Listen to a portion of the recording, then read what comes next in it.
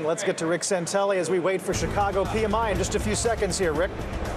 Absolutely. It's a much nicer day in the CME building. Of course, we have Alyce, which means it's Chicago Purchasing Manager Survey Day. And we're about 40 seconds away from her sharing it with me, sharing it with you.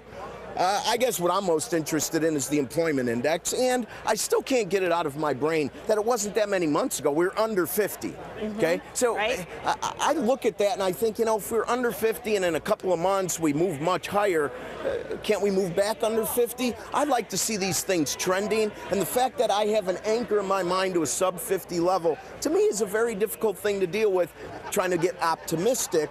Now here we are, we're 8 seconds away. I want to make a big deal because, of course, we're going to do it exactly on the dot. 3, 2, 1, and the survey says, all right, here we go. Chicago barometer's now up 0.7 to 53. That means expectations nailed it. New orders, 57.2. That's up 3.3. And my favorite, employment index, 54.9, minus 1.8. Interpret for me, great Alyce. Right, Rick.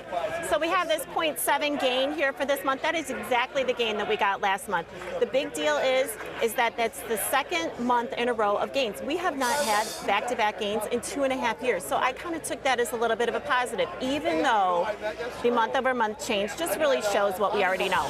Slow, low growth. Were there any special questions or special issues like inflation, prices paid, anything along those lines that caught your attention? Well, let's back up here a little bit, Rick. The new orders component was the one that carried the barometer higher this month. And even though order backlogs were up 3.6, the fact of the matter is that new orders have a heavier weight in our barometer. So it was new orders that carried our index higher.